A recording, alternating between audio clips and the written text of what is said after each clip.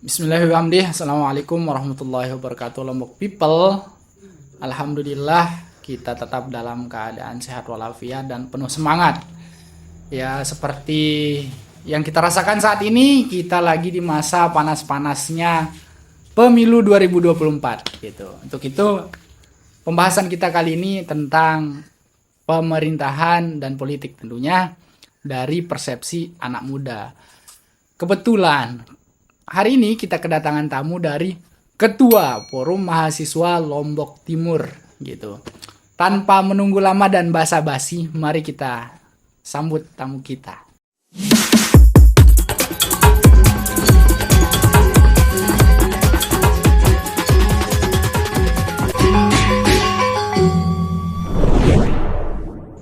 Baik, selamat datang Pak Ketua Pormastim Bung Hafiz ya. Siap.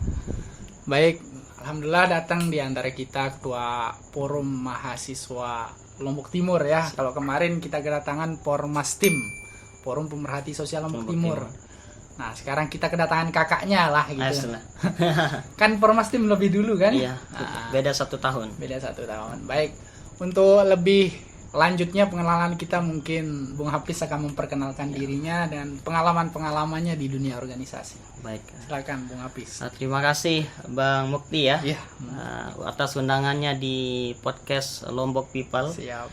Jadi perkenalkan teman-teman semua, saya Hafiz dari Sakre Lombok Timur.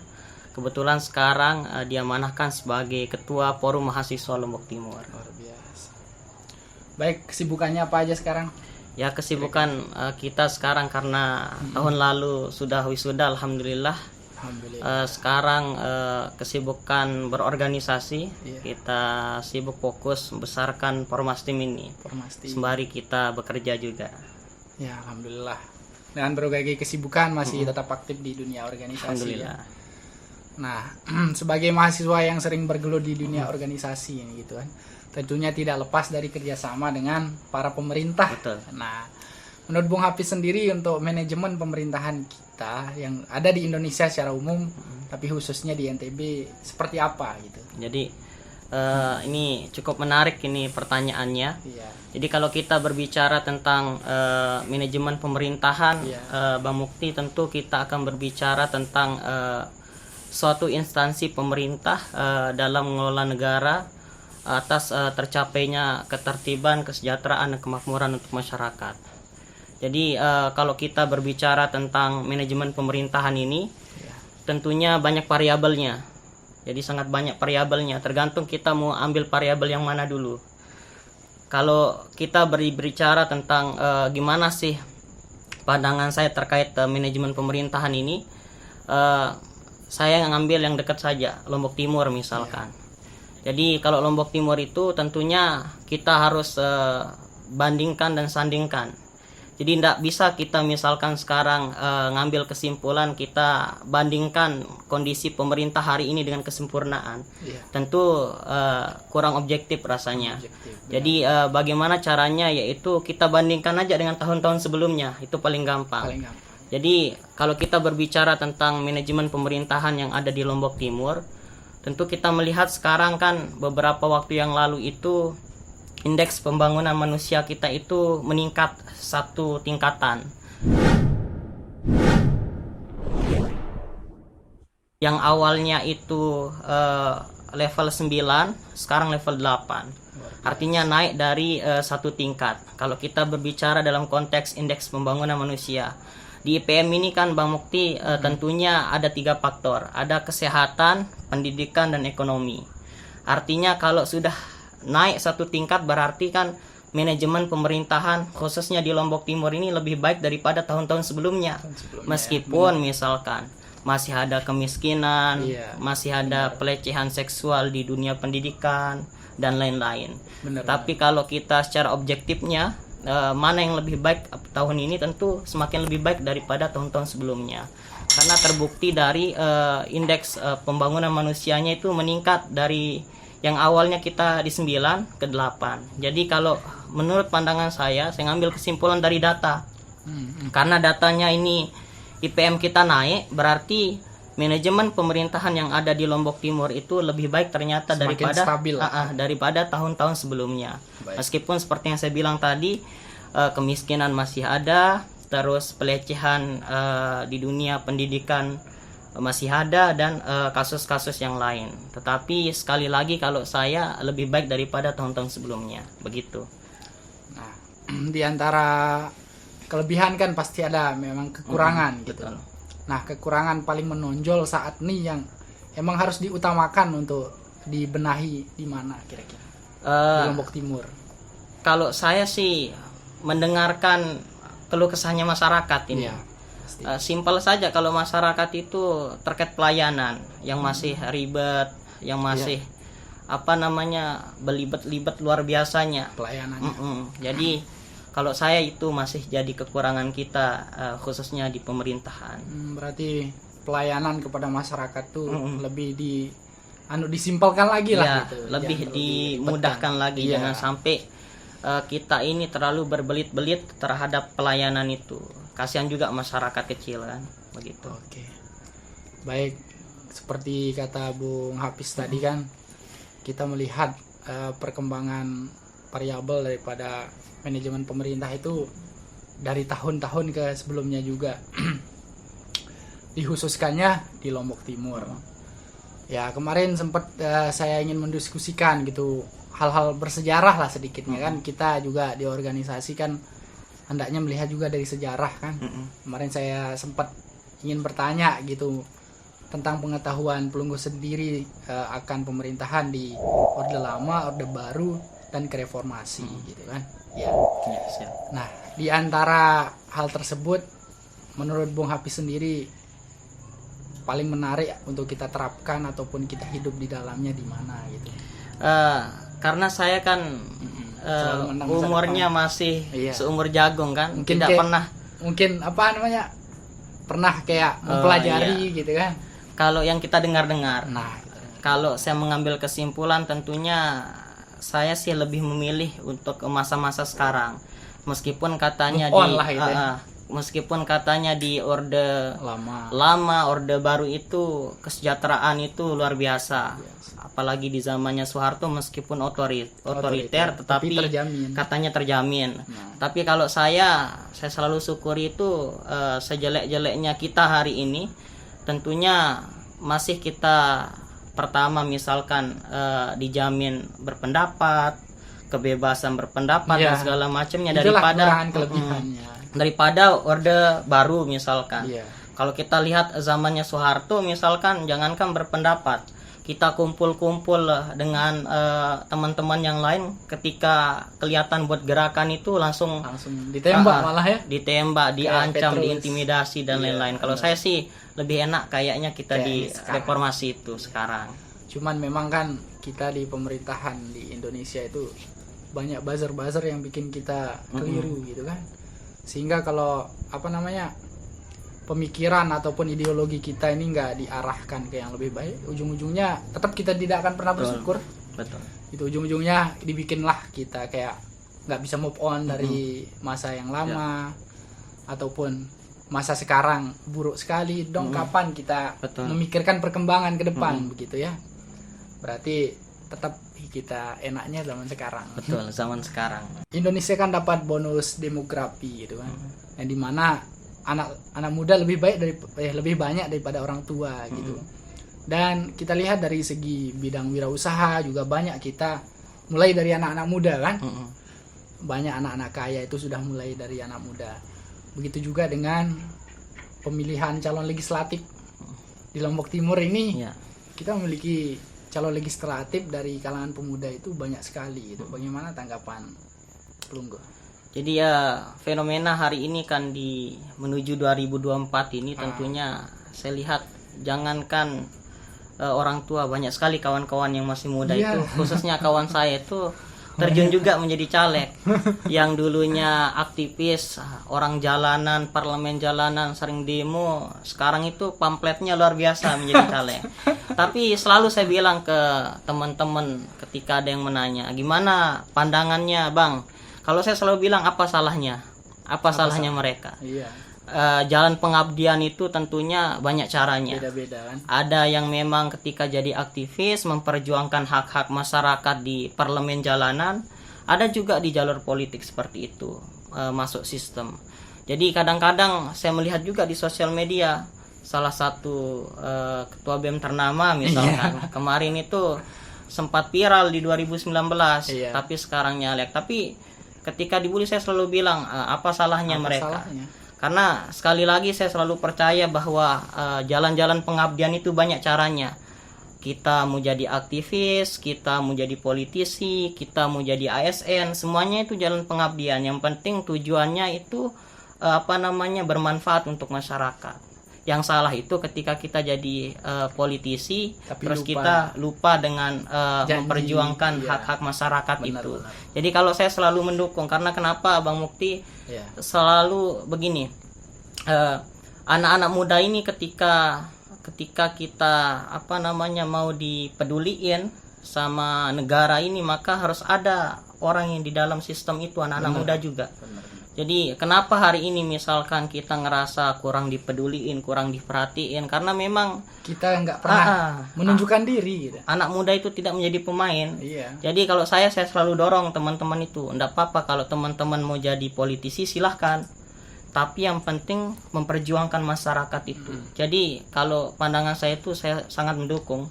Yang penting sesuai dengan tujuan utamanya, yaitu bagaimana memperjuangkan masyarakat itu. Kalau saya memperjuangkan masyarakat ya memang kita terkadang di kalangan muda terlalu banyak berkomentar sebab kita nggak pernah masuk ke sana. Betul. Cobalah untuk masuk gitu kan. Kecuali kalau kita baru masuk diusir, barulah kita itu obrak-abrik kan. Nah ini kan pemerintahan kita lebih-lebih di Lombok Timur, alhamdulillah welcome lah ya sama anak-anak muda. Hampir tidak ada sekat lah di antara kita dan mereka. Intinya kita berusaha mendekati mereka dan mengeluarkan aspirasi kita, ya insya Allah mereka juga paham gitu. Betul. Nah, baik, terus untuk harapan pribadi mengenai pemilu 2024 ke depannya gitu, bagaimana? Ya, harapan saya secara pribadi di 2024 ini bagaimana nantinya, ini kan pesta rakyat. Ini kan hajatan orang banyak. Ini masyarakat yang punya, kalau bahasa Sasaknya yang punya gawe lah. Ini yang menentukan masa depan negara ini juga. Gitu kan? Jadi khususnya buat pemilih dulu ini Bang Mukti, tentunya saya berpesan kepada para pemilih, khususnya pemilih pemula ini, karena saya melihat segmen pemilih pemula ini lebih dari 50% menurut salah satu survei yang ada di 2024 ini kan mendominasi. Artinya anak-anak muda atau pemilih pemula ini punya peran untuk menentukan bagaimana warna pemimpinnya nantinya di 2024 itu. Oleh karena itu saya berpesan kepada para pemilih pemula ini momentum kita teman-teman semua, momentum kita untuk memilih siapa kira-kira pemimpin kita ke depan. Oleh karena itu gunakan sebaik-baiknya suara teman-teman semua untuk memilih pemimpin yang sebaik-baiknya. Kalau kita memilih yang sempurna mungkin mustahil, tapi pilih yang paling sedikit salahnya, pilih yang paling sedikit jeleknya, lihat kredibilitasnya. Betul. Lihat track recordnya seperti apa. Karena sekali lagi kalau teman-teman atau anak muda ini kompak, saya rasa bisa memenangkan pemilu itu. Karena sekali lagi menurut salah satu survei itu kan 50% lebih, bahkan 54 kalau tidak salah, itu didominasi oleh pemilih pemula. Dan pesan saya untuk kontestannya ini yang menjadi pelaku orang-orang yang mencalonkan diri, ya ketika pemilu nantinya diusahakan untuk sportif. Artinya memang silahkan bersaing dengan sebaik-baiknya. Jangan saling menjatuhkan atau pakai politik kotor atau pakai bazar-bazar untuk memfitnah calon-calon lain, karena sekali lagi ini hajatan kita bersama di 2024 ini dan momentum kita untuk seperti apa bangsa ini ke depannya. Kalau saya Bang Mukti begitu kira-kira. Untuk kriteria calon legislatif menurutnya sendiri bagaimana? Kalau kriteria tentunya relatif ya, masing-masing orang beda-beda kriteria. Yang saran penting dari ketua Pormas Tim nih untuk teman-teman yang baru memilih gitu. Kalau memilih pemimpin itu yang seperti apa sih biar nggak asal pilih doang gitu. Kalau saya karena saya ini kan masih muda ini Bang Iya. Mukti, masih menjadi anak muda. Tentunya kalau saya akan mewakili Anak anak muda. mudaan saya Iya, ini, artinya gimana ini pilih calon khususnya caleg misal, pilih aja yang memang peduli dengan anak muda. Gimana cara kita benar. melihatnya, lihat track recordnya seperti record. apa. Kalau misalkan caleg itu incumbent, caleg itu petahana, misalkan pernah dia menjadi alek atau anggota legislatif sebelumnya, lihat dulu track recordnya. Dulu ini kira-kira orang ini terbuka dengan anak muda itu seperti apa. Iya. Kalau terbuka, maka silahkan aja pilih dia. Tapi kalau misalkan caleg baru, tentunya kita bisa melihat track recordnya seperti apa di latar belakang, mungkin Latar aktivis belakang. dan segala Biografinya macamnya. bagaimana. Jadi pilih aja seperti itu karena kita masih muda. Iya. Baik dari Permastim sendiri supaya kita memilih yang income lah terhadap anak betul. muda. Sebab kan kebanyakan daripada warga negara saat ini masih muda rata-rata daripada orang tua ya kan. Nah maka daripada itu ketika mereka menutupi gerbang untuk anak muda, bagaimana masa depan ini ditentukan gitu kan, Iya. akan sulit juga nanti. Iya. Ini juga saya lupa tadi Bang. Jadi terkait masalah pandangan saya terkait masalah pemerintah yang tadi itu. Jadi sangat naif rasanya kalau saya tidak memberikan solusinya seperti apa kan. Iya. Oh iya Jadi, benar. Jadi kan tadi saya sampaikan bahwa salah satu permasalahan kita bahwa pemerintah hari ini Kurang memudahkan kurang memudahkan atau masyarakat itu masih berbelit-belit terasa atau sulit lah ribet. dalam pelayanan. Jadi gimana solusinya? Jadi solusinya harapan saya khususnya kepada para pelayan Masyarakat. masyarakat ini, khususnya para birokrat, para ASN atau para pejabat publik tentunya di pemerintahan. Harapan saya tentunya solusinya adalah bisa memanfaatkan digitalisasi. Karena digitalisasi ini saya rasa ini kebutuhan zaman dan bisa Kita sudah memudahkan 5.0. bisa memudahkan bisa memudahkan kebutuhan masyarakat nantinya. Karena saya ngambil contoh aja Bang Mukti ini secara objektif saya aja. Iya. Jangan kita ngambil contoh dari jauh-jauh dari NTB atau dari Indonesia. Saya ambil di Lombok Timur aja. Kita Saya lihat fokus ya. saya lihat kemarin ada salah satu pejabat yaitu Pak Sekda, dia buat aplikasi bakso. Jadi buat adminduk secara online. Jadi dia menyempurnakan aplikasi bakso ini dalam bentuk aplikasi untuk bagaimana masyarakat nantinya bisa membuat EKTP, KK dan lain-lain itu secara online lewat smartphone. Jadi teman-teman yang masyarakat mungkin kesulitan ketika ketika buat EKTP dan segala macamnya, sekarang bisa teratasi oleh itu. Jadi beliau itu sedang membuat itu, menyempurnakan aplikasi bakso istilahnya. Jadi itulah salah satu solusinya sebenarnya. Supaya tidak ke kantor ngantri gitu. Jadi harapan saya nih para pejabat publik ini bisa memanfaatkan digitalisasi Mari itu. melek teknologi gitu ya. Sehingga kebutuhan masyarakat ke depannya itu bisa lebih dimudahkan, bisa lebih terasa tidak sulit lagi. Begitu kira-kira Bang Mukti. Ya, soalnya juga ya maaf ya saya pernah ke salah satu kantor kecamatan lah gitu ada. Ketika dulu saya pernah bikin KTP gitu kan, sehari ini gitu. Agak lama gitu kan. Ternyata pas saya masuk ke ruangan karyawannya tidur. Ya akhirnya nantilah saya sampaikan. Perlu mungkin di-spill pada- kantornya. Nanti saya informasikan kepada pihak setempat gitu mengenai hal tersebut. Soalnya hal-hal seperti itu kayak sangat gitu kan. Betul. Yang salah instansi lagi padahal oknum gitu. Nah, betul. oknum-oknum seperti ini harus ditegaskan gitu. Nggak ada katanya. Padahal kan foto saya udah ada nih di komputernya gitu. Tapi petugasnya bilang nggak ada. Pas saya masuk ternyata tidur. Gitu. Astaga. Luar biasa. Itu tidak patut untuk diteladani Pengen itu. saya labrak tapi ya sudahlah. Beliau senior mungkin. Ya mengenai hal tersebut ya. Dan kemudian untuk kegiatan Permastim sendiri saat ini bagaimana? Tentunya kegiatan Permastim dalam waktu dekat ini kita akan bina desa. Nanti setelah Bina Desa ada open recruitment untuk para mahasiswa nantinya yang ingin bergabung di Pormastim. Oke, mari gabung Pormastim ya. Betul. Terus Siap. nah, untuk apa namanya? Bina desanya, lokasinya nih gitu. Nah, kebetulan Supaya desa lokasinya terkait menyiapkan diri lah gitu. jadi sepertinya mungkin tidak akan saya sepil Oh, di iya. sini karena memang biar kejutan juga untuk desanya, karena kepanitiaan sedang mempersiapkan untuk mengkomunikasikan ke desa terkait tersebut. Kemudian dukungan dari pemerintah kita di Lombok Timur bagaimana tentang bina desa tersebut? Ya, saya sih sangat apresiasi karena beberapa hari yang lalu saya sempat komunikasi dengan Pemda Lombok Timur, khususnya kepada Pak Sekda, sangat mengapresiasi itu, dan beliau juga sangat siap untuk membantu kami di Forum Mahasiswa Lombok Timur untuk bagaimana kita menjalankan bina desa itu nantinya begitu.